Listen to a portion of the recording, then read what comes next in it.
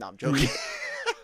Wow, that's kind of harsh. Yeah. Wow. How One of those type of days. it's a Monday morning, isn't it, guys? Yeah. Oh my god. I don't believe you just said that, Kyle. You are fired. You're trash. You're garbage. Let's start the show, guys. Welcome to the Daily Cup of Genre. It is LRM Online's premier podcast for the Genreverse Network. It's brought to you by the great people over at growgeneration.com, where the pros go to grow. We cover everything here, guys. But today, today have we got some Star Wars stuff for you. I am Kyle Malone, as always, at that Kyle Malone on Twitter, and joined by my co-host, partner in crime, Manny Gomez at LRM_Emmanuel. What's up, bud? Nothing much, man. Busy weekend. I know, right? You have absolutely no idea. And the reason why it was extra busy for some Star Wars fans at the website and on the internet is why we've got Shockey here at LRM_Shockey, right? Yep, that's it. There you go. What's up, Mike? How's it going, bud? Not too much, but like you said, a busy weekend. A lot of Star Wars news. It just remember it was like 2 weeks ago. We were like, yeah, there's not really much going on, and then all of a sudden it drops all at one time. So that's all at once. So let's talk a little bit about first just what kind of hit this weekend. What's the you know all the names better, Shockey, so why don't you go ahead and tell us what is it Jordan? Is this first Jordan name? Mason. Mm-hmm. There you go. Yep. Why don't you go ahead and tell us what he dropped on us that we can verify, and then we'll get into some of the things that we know about. Okay, so early on Friday we had posted earlier in the day that in the Kenobi series there had been rumors about an Inquisitor showing up. Okay, and so what we had learned and we heard is that there was going to be multiple, more than one Inquisitor in the show. And then later in the afternoon, Jordan Mason went ahead and confirmed that and in his own story and stuff, and nothing tied to us, but it basically Sung Kang, you guys might know him better as Han from Fast and the Furious, is going to be the fifth brother from the Inquisitors. And if you watch Star Wars Rebels, the fifth brother is in that show. So that's basically a direct tie into Star Wars Rebels there, which makes sense since Kenobi and Star Wars Rebels are around the same time. Mm-hmm. And so it's weird. I knew about Sung Kang being an Inquisitor, and if you look at our article, Sung Kang had just done an interview and mentioned about his time on Kenobi and how much fun he was having, how seeing Vader and stuff. And so I linked that part, that article, to kind of try to tie the connections. And so, but Jordan went ahead with it, which is fine. It's good for him. And but also in that article as well, he drops a big spoiler. So if you don't want to know anything about Kenobi and you don't want it, you don't want to be you don't want to be the show ruined for you or any aspect of it. Pause this. We'll come see back you after Kenobi. But I'm gonna say it's gonna be very hard to ignore it. So if you guys are willing to take the journey, because there's still plenty of surprises ahead, go ahead and keep watching. Hit that subscribe button before you leave. If you're leaving though. Anyways, so Mike, the big spoiler that Jordan Mason broke, and I think this was kind of in the Star Wars scoopers, we kind of all guessed this one, but he basically confirmed it, was that Leia, a young Leia, will be involved in the Kenobi series and will play a main part of it. Okay. We can confirm this as well. There was a while back, I want to say probably November,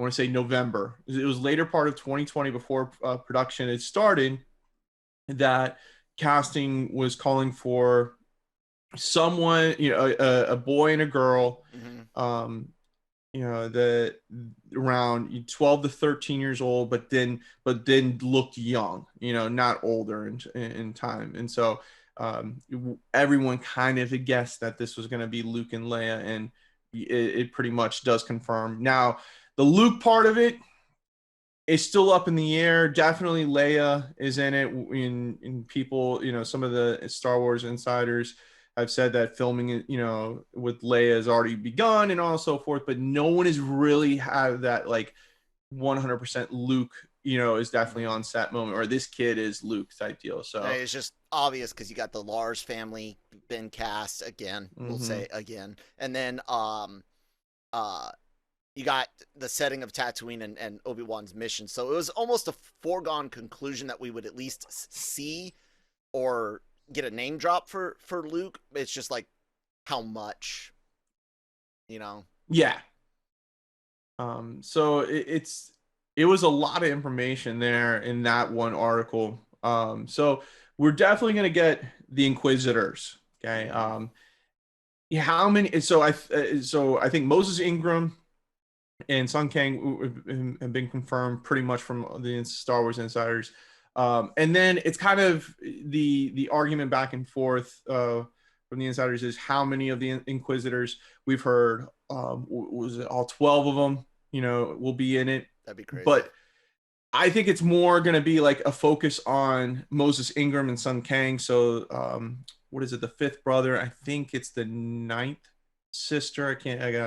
Are going to be the ones kind of delegated to track Kenobi.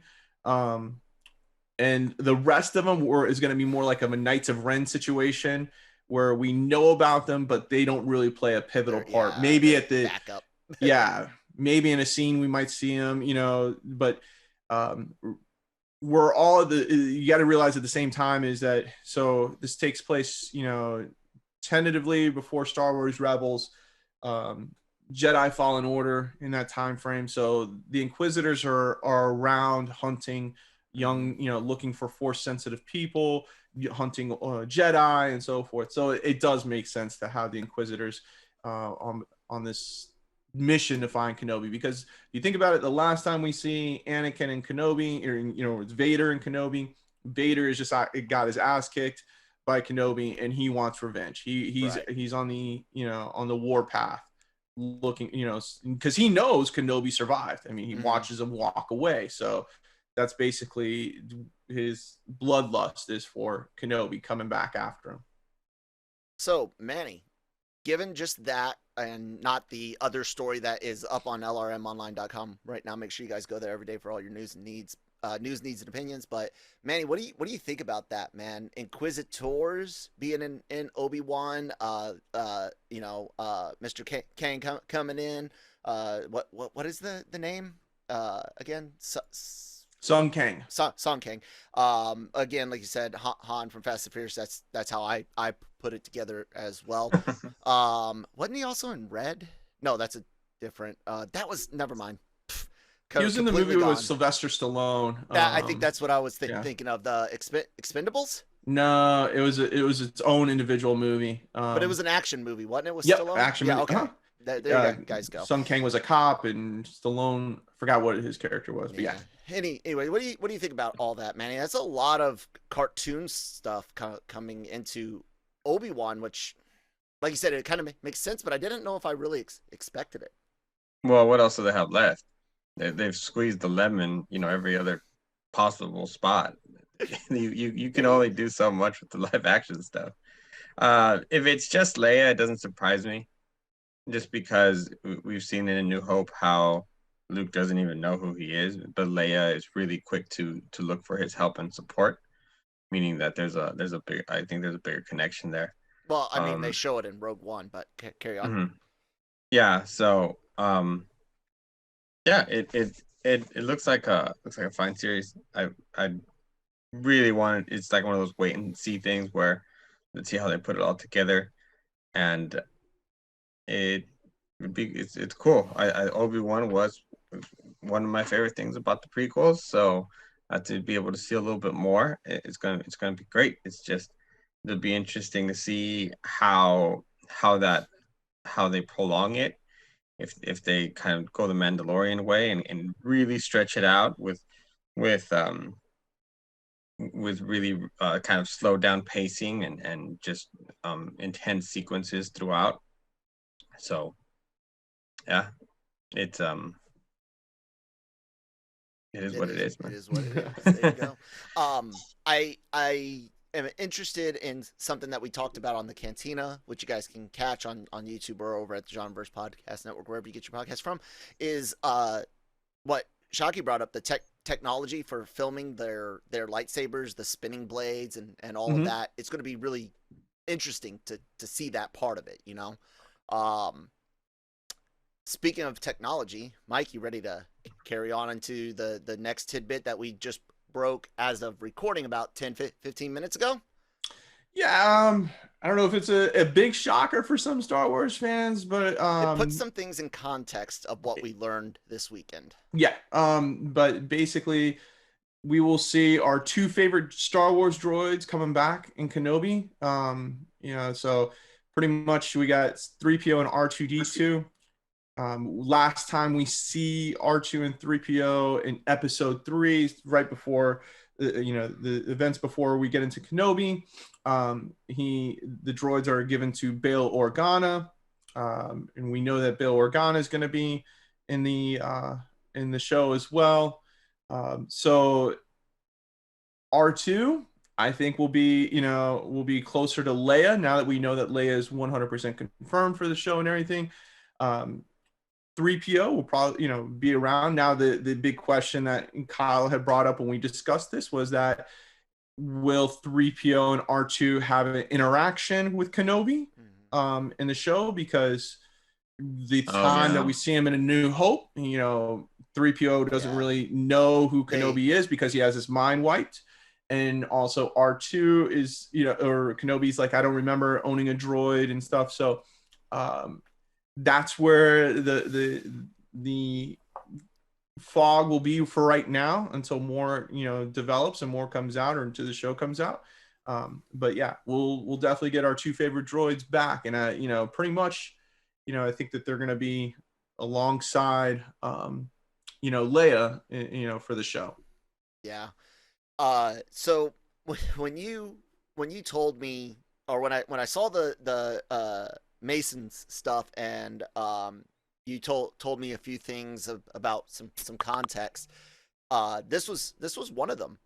And what's the word I'm looking for? I kind of got worried, like you said, at first, because I started thinking, my God, they are once again putting things really close to a guy that has what Disney considers the core canon, the 9 live action Skywalker films, especially the 6 prior.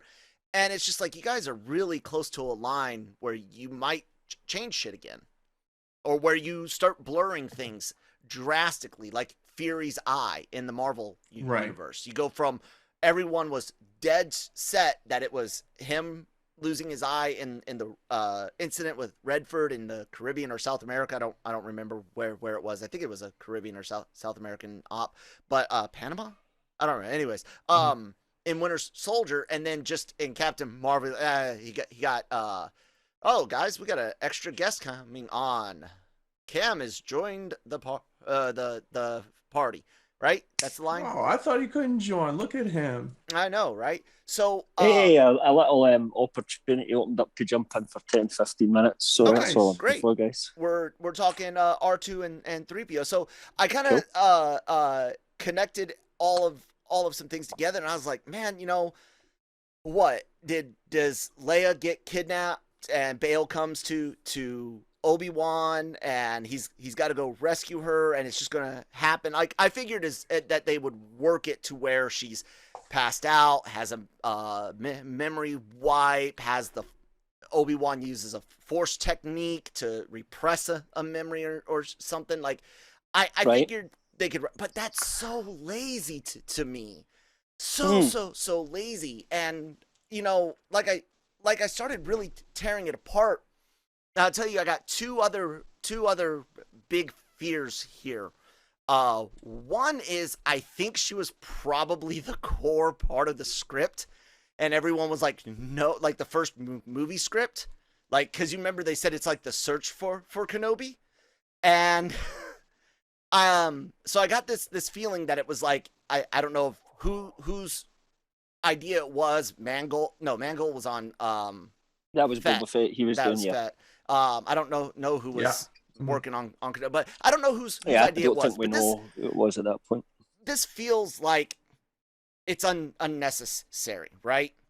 The Leia aspect, and when you connect it with the droids, you start going like, you guys, because I figured we'd get like a teenage agent Leia, like Star Wars past and present has made Leia to be she's a bit young for that though. She'd only be like 9 or 10 in this. Remember, that's a bit and we young get for. And we get the not this show. I'm saying for a young Leia, I would have preferred her to be an Andor as agent. Fucking. Right, so like that's what I would. Okay. I get what you mean. Yeah. Yeah. So So wants Star Wars Spy Kids. I mean, Yeah. no. But with R2 and 3PO, I start, like I said, it starts kind of feeling like this was really. It's just more evidence of how much had been put into the movie idea that they churned into this TV idea, and now we know exactly why Filoni and Favreau looked at the Kenobi script in but they must be parentheses. happy with it now, They must because be. everybody's really Yes. positive with Yeah. it. So I think we have to, like as I said to you, it's absolutely possible for Leia to be in it, the droids to be in it, and them never to meet Obi-Wan at all. is. There could be multiple plots going on, and yes, there's something to do with Leia that pulls Obi-Wan, but he doesn't necessarily need to come across her. He could become a distraction and have people chase him away instead of, just an idea off the top of my head. I'm not saying that would happen. I know some people have said if the Inquisitors are involved, then it could be that, they detect that Leia's force sensitive, because one of their missions is finding these force sensitive kids. But I always thought that must be kind of well disguised in some way in Leia, because, Vader never really sensed anything from her in A New Hope. And, she spent all that time, in an official capacity. So you imagine Leia was in and out the Senate and stuff like that. So maybe Emperor not detector and all. And I mean, it's the one of those Emperor where you look and you couldn't tell take maybe one person out of a crowd, possibly, but you could tell that she really wasn't originally, at least not when he filmed Episode 4. She wasn't meant to be Luke's sister. Cam does have really good points on how he knew it was going into Empire. I think he did in Empire. I don't know if for 4. No, I wouldn't say that. Oh, I think I'd finished. Oh, okay. So look, my fears are there because it's Star Wars, and it feels, like I said, unnecessary, because it's like, wait, was someone mad Luke got an extra spot in the sun? Like, I really expected her to be in Andor. Like, I thought that was going to be a big reveal. It still might, but it almost feels wasted here because she's a badass, not a fucking kid. Andor, though? At some point, she was a kid, though. Yeah, but I don't care about that part. So you got to. But she doesn't have to be. She doesn't have to be that involved. She could just be the MacGuffin. Yeah, I know, exactly. She's basically a MacGuffin here. I want to see what they're gonna do. Like you said. Listen, you got 2 things going on, right? So. Leia's character is in Star Wars Rebels, right before the beginning of the rebellion, and you see her as that kind of double agent spy. She's, part of she's a teenager, ish and stuff, but she's, still like pretending to be part of the Senate and stuff, and helping her father, but then also running around and doing, the helping of the rebellion type deal. And she's kind of, I think she's in 2 episodes, and the one is, the most important one is where she gets basically Mon Mothra and all of them, everybody to kind of say, all right, we're going to build the rebellion, and Ezra Bridger and all of them and stuff. So you got that aspect of it. So you can't go too far down the lineage, because if that's already been covered. And if you put Kenobi in and have Leia as a teenager, almost adult, then that kind of ruins the whole Rebel storyline there. You won't be disappointed. Like Deborah Chow and doing an amazing job in the storyline. It's going to be something that I think everyone's going to be happy with, and it's going to be it's a point there. God damn it, we're taking your word for that, Mike. Yeah. I mean, take my word for it. It's on you. It's on you. So it's more of a story about Kenobi, you know, but you have to understand too is what we already know from the other shows that have gone around and other, you know, comic books is that, you know, after Order 66, which was, let's just put it, we need to do a podcast of how bad all of Star Wars plans are, like Order 66 really not getting that many Jedi, Luke's saving Han at Jabba's palace was like the worst plan ever and stuff. So after Order 66, especially without Shadows of the Empire putting context onto how many plans, because that was like the third of multiple operations going on. Right. Yeah. Horrible planning operations there.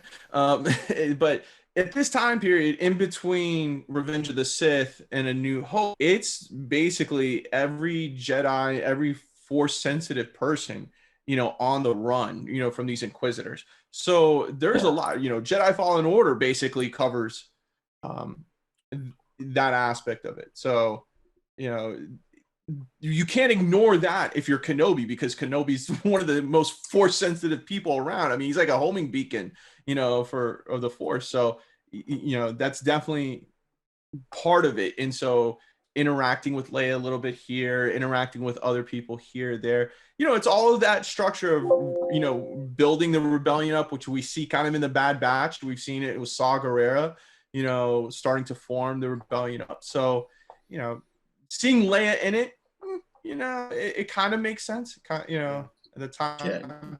Manning, she may not have a big role at all. I mean, it wouldn't even be a surprise if she just briefly shows up every now and then, or comes in and checks on her, something of that nature. I think what my biggest fear is you're making a show right in between a whole lot of other properties that you've already made, and so you don't necessarily have the liberty to write something too grand or too creative.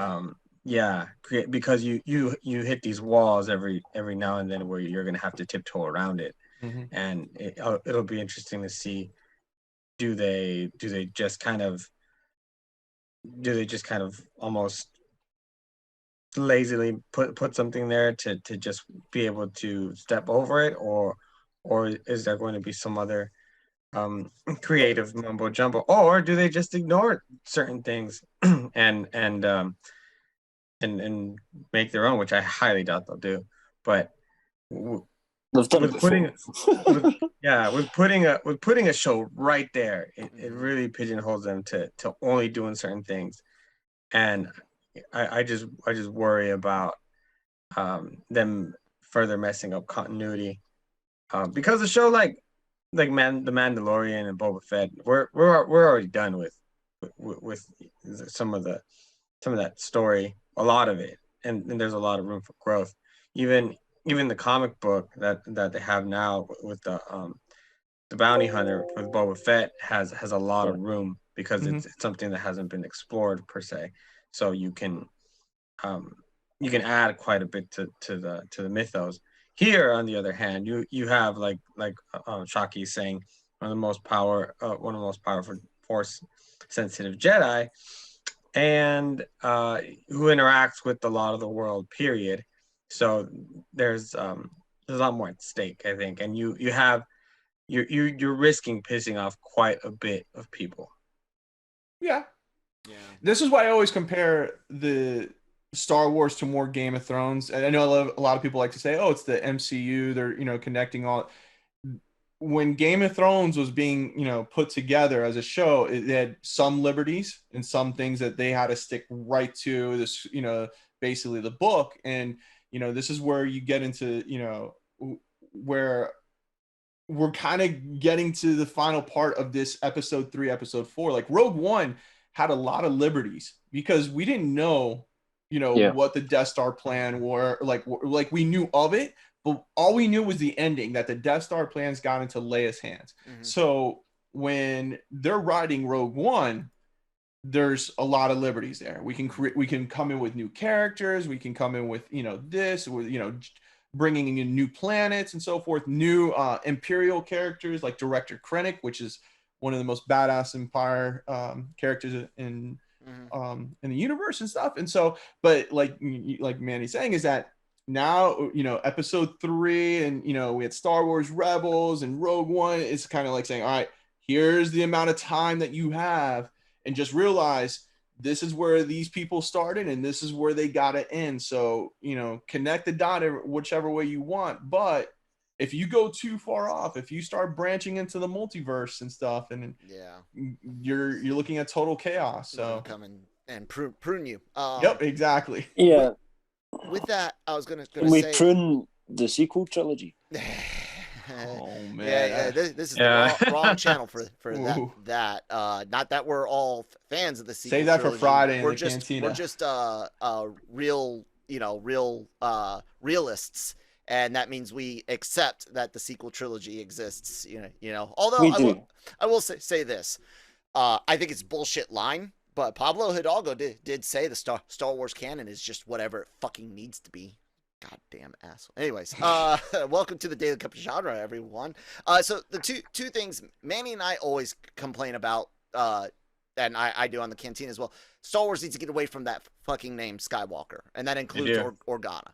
And then number 2, that story pigeonhole situation is real because they already did the shocking thing of introduce a bunch of characters that were all like, oh, where were these guys at the rebellion? Why didn't you guys talk? Oh, you killed them all. Bravo. Good job.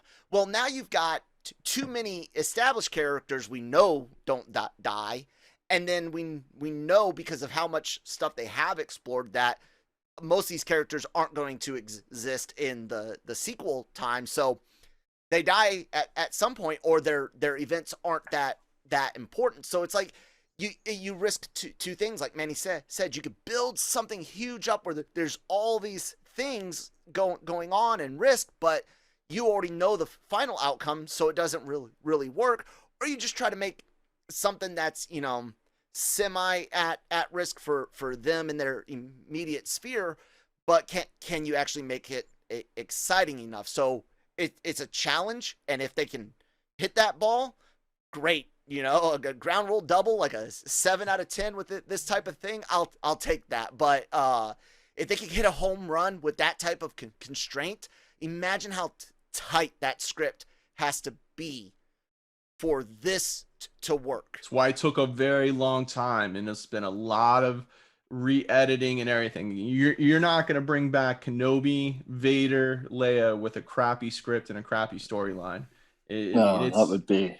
Yeah, that would be and will be a rubbish scenario. So let's just hope. Yep.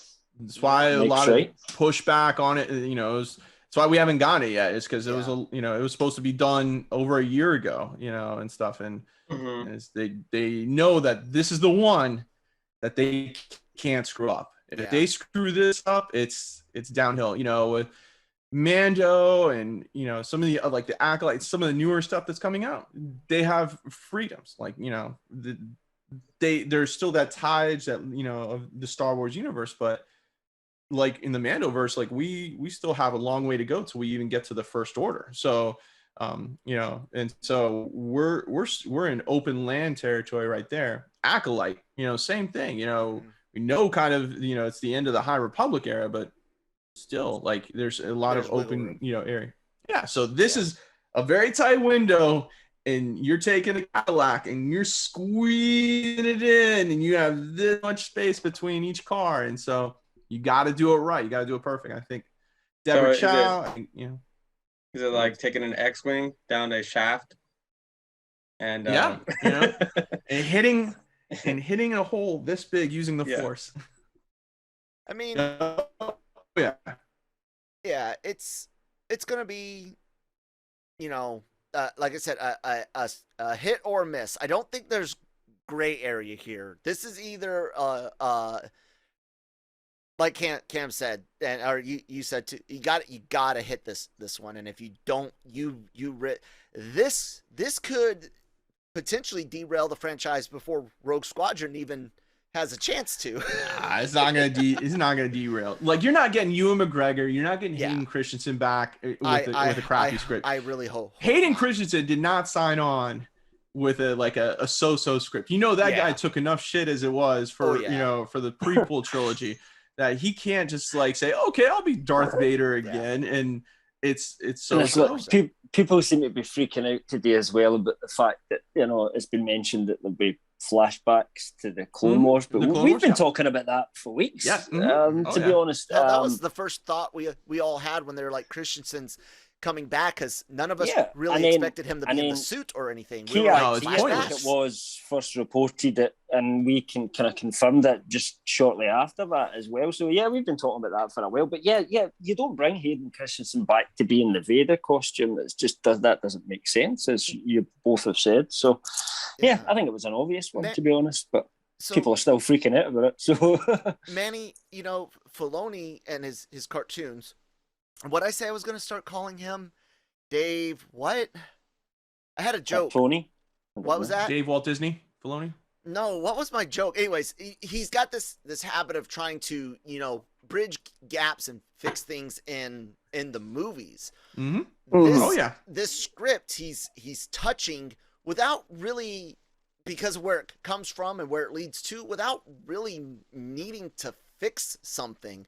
So the idea, Manny, of Dave coming in with or without Favreau, and it seems like reports say with, and looks at that movie script and then looks at the TV scripts, and they're like, no, change this, and all of a sudden we're now talking about at least 2 Inquisitors. That LRM is all but yes, and then possibly more, 5, 6, 12, 13, how 12, many, all of them, There's 12 in total. What do you think about his characters getting that type of freedom with the story?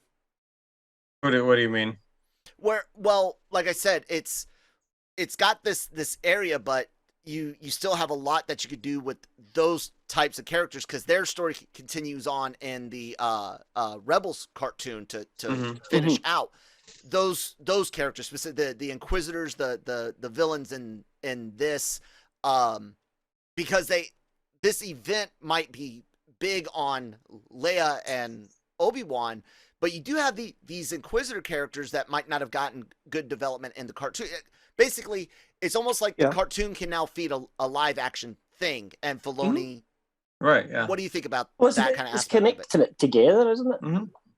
It's supposed to be together. They've always prided themselves in telling everyone that it's canon and it's important, and that's why you should pay attention and watch it. And most Star Wars fans are very keen to accept it because it was done well. The pacing of the development, a lot of those characters was done really well in the animated series. I kind of the only thing I wish they wouldn't have done necessarily maybe is used up Darth Maul like that, and then now you kind of can't really use him. Yeah. How badass would the final fight have been? And here, I know.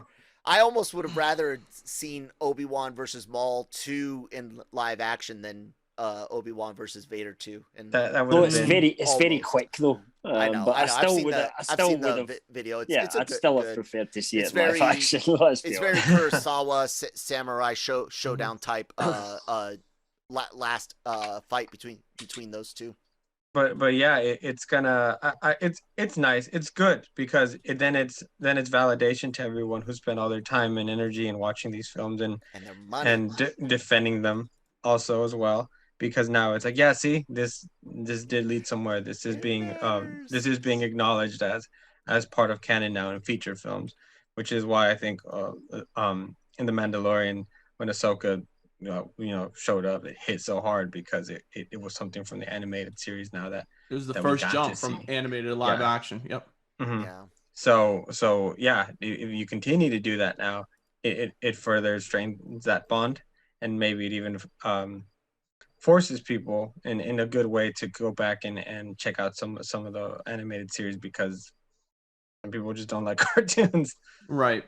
What do you think? Last little bit before we head to the commercial break. What do you guys think about Leia still might am I completely crazy for wanting her to be in Andor? I mean, wouldn't that be kind of fun? Like, doesn't that make a lot of sense to have her there?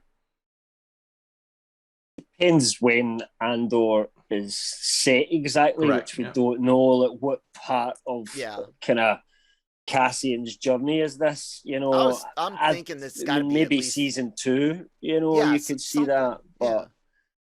Yeah, but I wouldn't want it to be a major part, because if she's too major a part, then you're looking at the same things. You either recast the actress or you do the whole Uncanny Valley thing again. No, recast. Just recast her. But then we're back to the same discussion. Do you recast Luke Skywalker? Yes, absolutely. You know, look.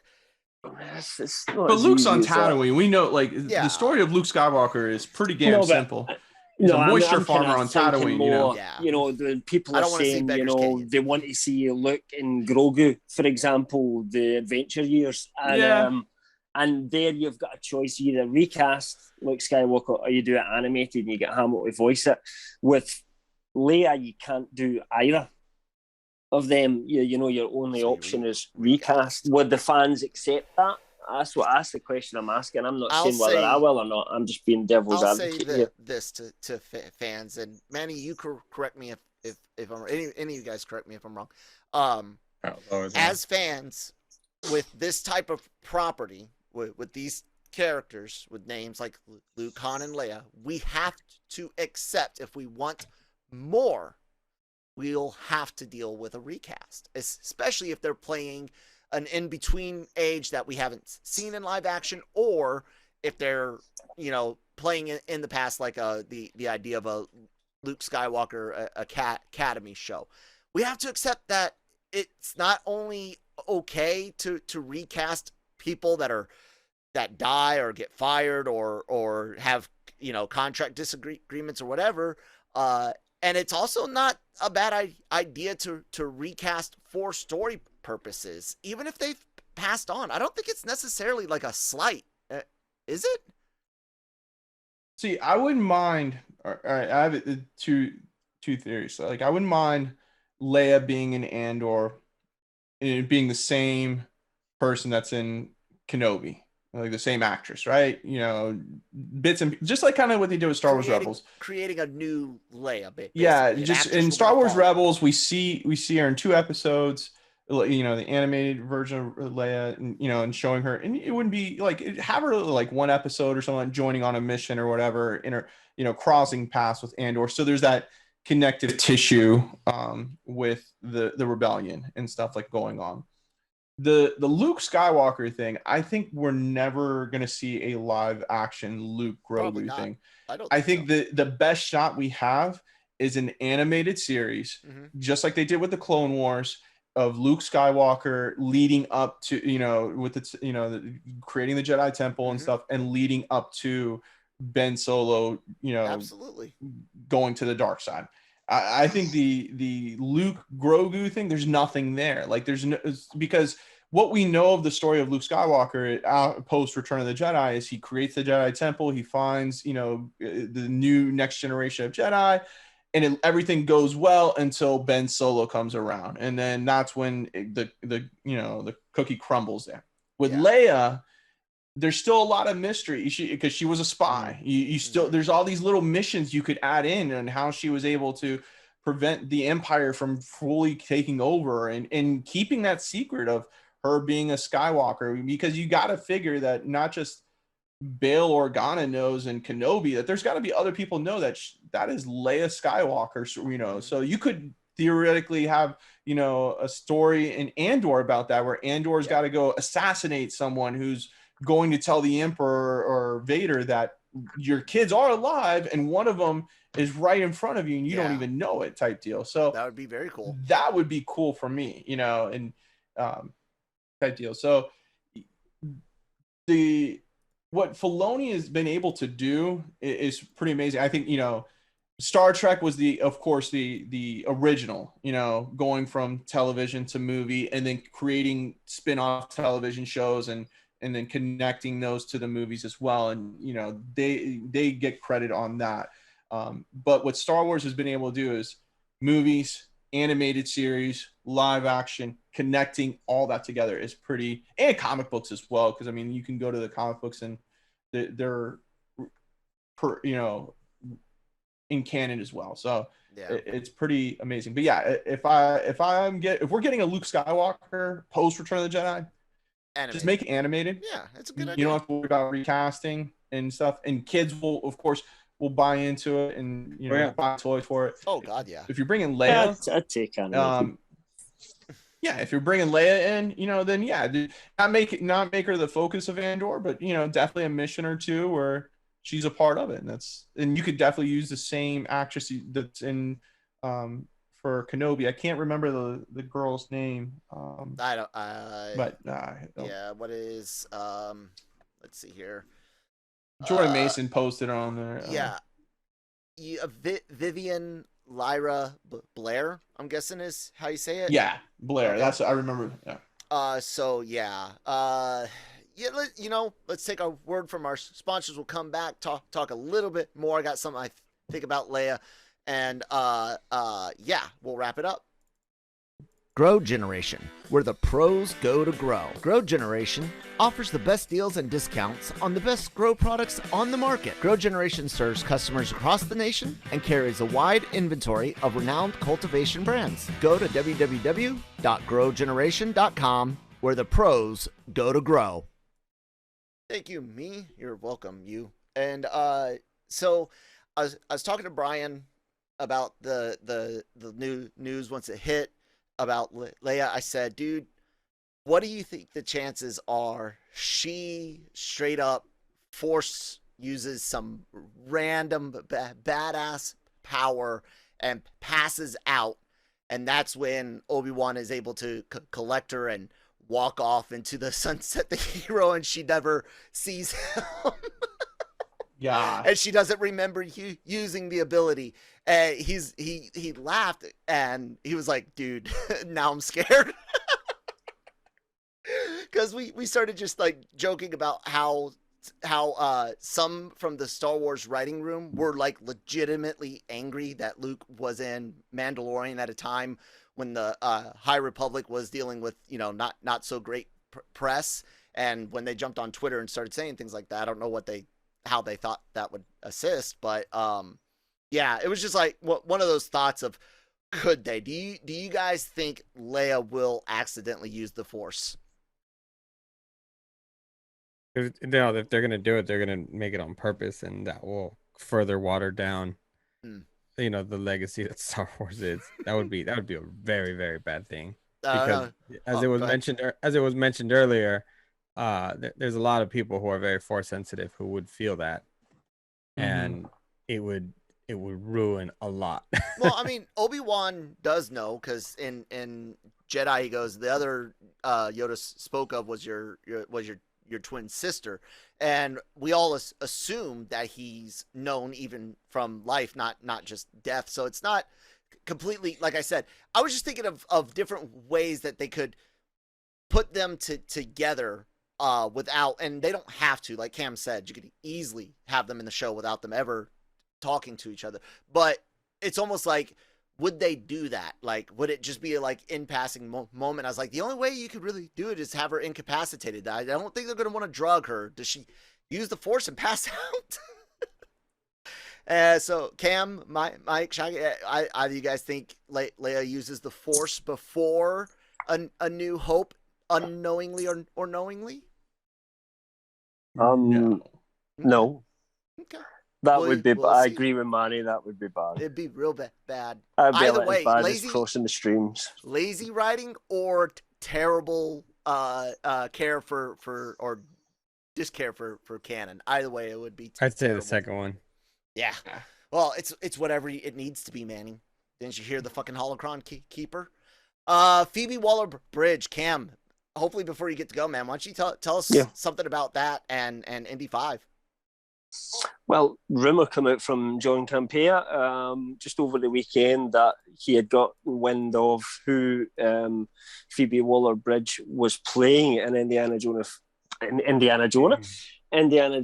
5, and that was Marcus Brody's daughter. So this is the first we've heard anything to do with her character. There's been very few lot of set leaks for Indiana Jones. You know, we've got the setting. We know it's set in 1969.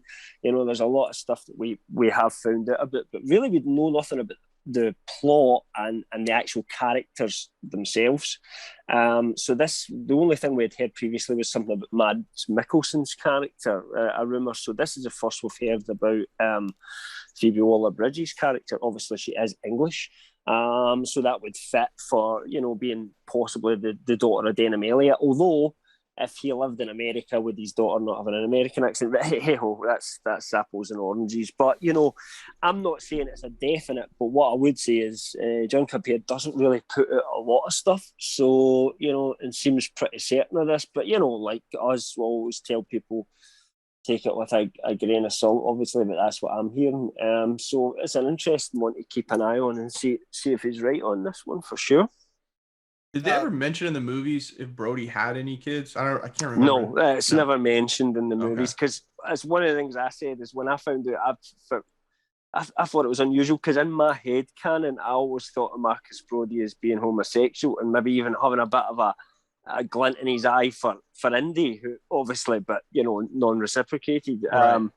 And, you know, but still, you know, a good friend. And I can always imagine them as, you know, because in those days and age, you weren't allowed to be homosexual. So he would have lived as a bachelor, they would have called him, you know, in those days, you know, possibly on his own or something like that. And that's just the way I built it up in my head canon, possibly because Denham Elliott kind of lived part of that life himself. Do you know what I mean? So kind of, maybe that was some of that coming into his performance. I don't know, but yeah, that's not canon. You know, that's just my silly head canon. There's nothing in the movies that would contradict it whatsoever either way.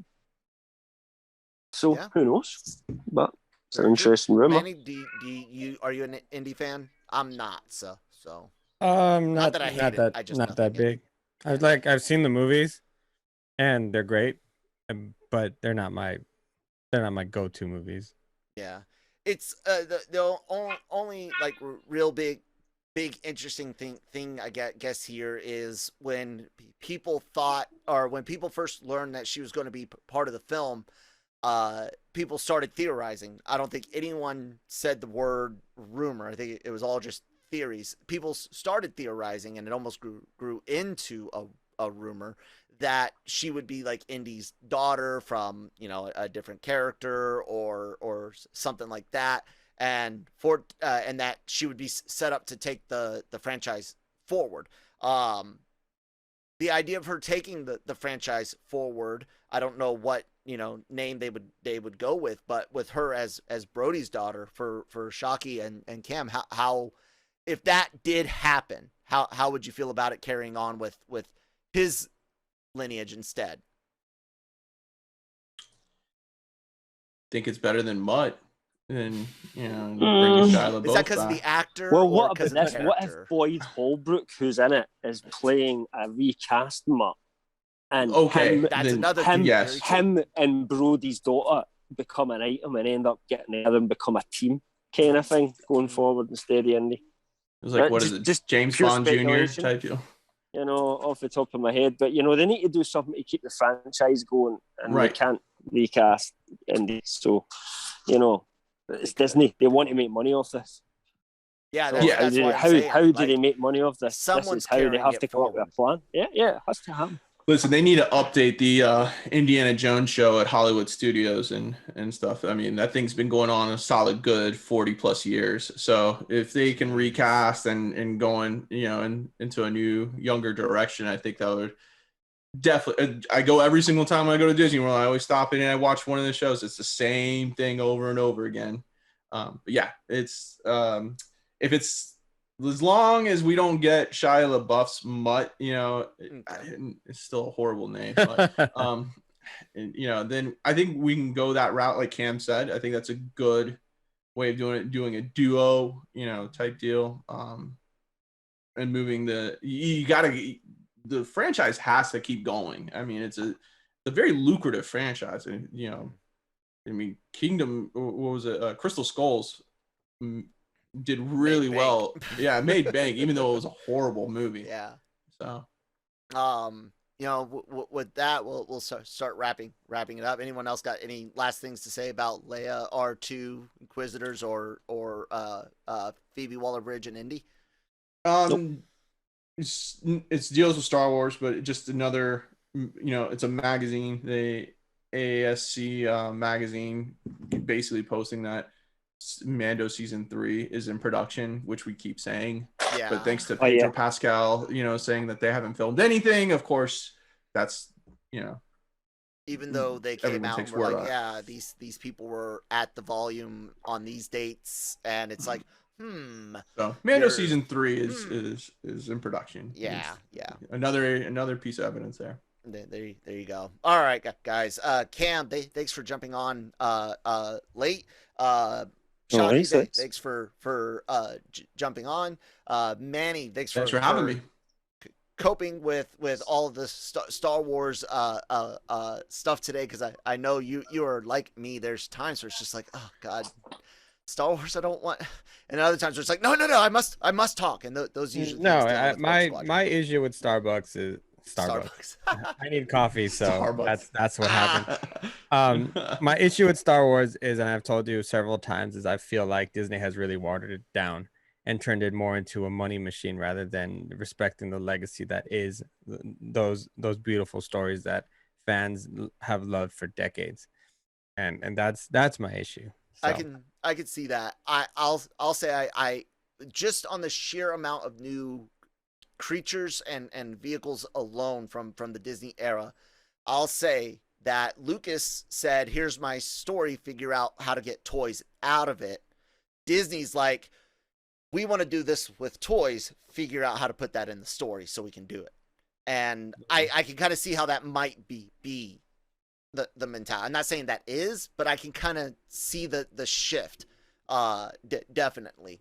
And hey, the capitalist pig in me loves it, just like we love everyone that watches all the way to the ends of these videos to give us that beautiful watch time for the algorithm. And of course, everyone that goes and checks out our sponsor, let them know who sent you, so that way we can start getting some some goodies to give you guys. And of course, the best way to help us continue helping you with great content like this is to subscribe and follow on YouTube and whatever podcast network you or app you use. So do all that. Thanks so much.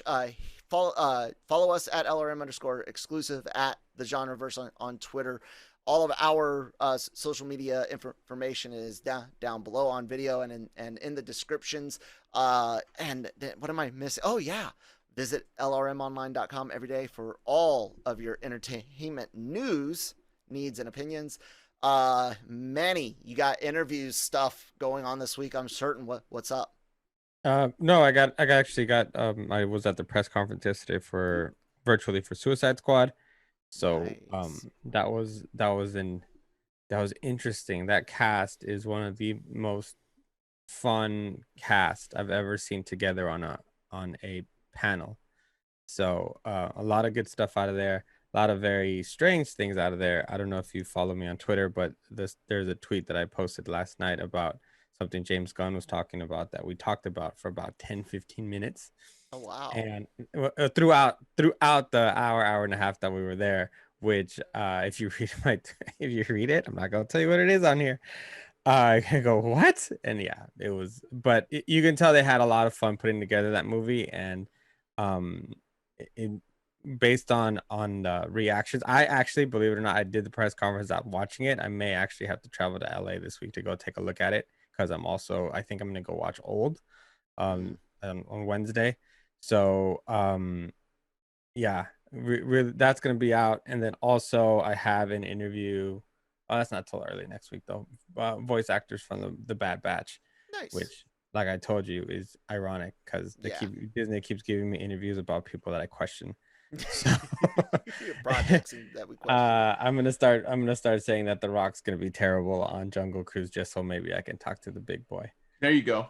That'll work. I think that's how it works. Also, just to get you ready for tomorrow. Tomorrow we're gonna talk about how a movie with the bunny and a basketball player overtook Black Widow in week 2, even though it was a horrific movie. We can get into all that and the reason why that happened. That's Yeah. simple. It's straight up Disney Plus is the reason for that. Well, the thing that the reason why I raised my eyebrow at that, which is totally possible, and I agree, is Space Jam was available technically for free on HBO Max if you're a subscriber. Right, but more people are subscribed to Disney Plus, than HBO Right. Max. Like it's yeah. yeah. We need those second week premiere access numbers. Yeah, Yeah.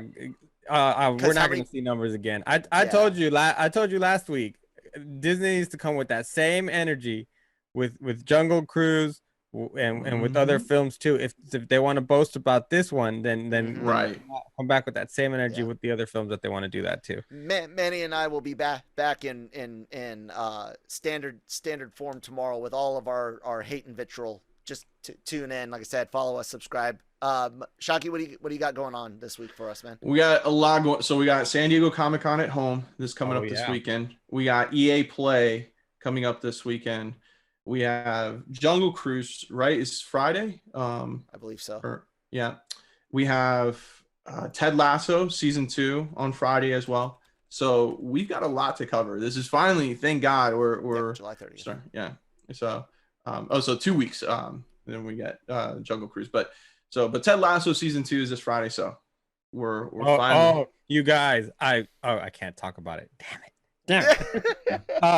Yeah, because I have the second season. So. All right. Yeah, but anyway. Well, I don't know. Always know what I'm going to be up to until news stories break. So it's hard to say. I'm in the middle of writing right now, so I'm getting on that right now to try and bring you some more stories today. But we are hoping to maybe have a few more Star Wars exclusive things as the week goes on. Obviously, we'll need to wait and see what happens. Can't confirm anything until we know for definite. Need to get confirmation on these things before we can run it. But certainly, fingers crossed. Anyway. Yeah. Cam is the J. Jonah Jameson of give me more damn Spider-Man. Yes. Yes, absolutely. Also, Cam, while we have you on here, Kyle's always taking shots at you on the show. I want to use the platform to maybe rebut a little bit. That's because the only time he can take shots at me is when I'm not there. Because in the cantina, he would get absolutely destroyed. I'm sure. We don't even refer to you by name. We just call you the Scotsman or the Scot, or the Scottish guy. Like that's how. Now I'm joking. I just call you him. Him? That's what she calls me. She's like, "Hey, dude," or "you," or just "Hey." Hey. It's better than what I got from my dad. Is his shithead? No, I'm joking. My dad. Yeah, well, I mean, Cam's respecting. Well, I've spoke to your dad, I know. So I think that's genuine. It is. Let's try to play it off like it's not. Nah, it's cool. That's just my dad did 21 years in the infantry. I was in the people will hear my father and I talk to each other and wonder if we're just like friends or something. No, it's my dad. Fuck him. That opinion of his is stupid. It's just the way we. What a relationship there. Yeah, I mean, fuck it. If it works, it works, right? Anyways. Yep. Everyone, thank you guys so much for listening today. I will be back with Manny tomorrow. Yeah. Bye. Au revoir.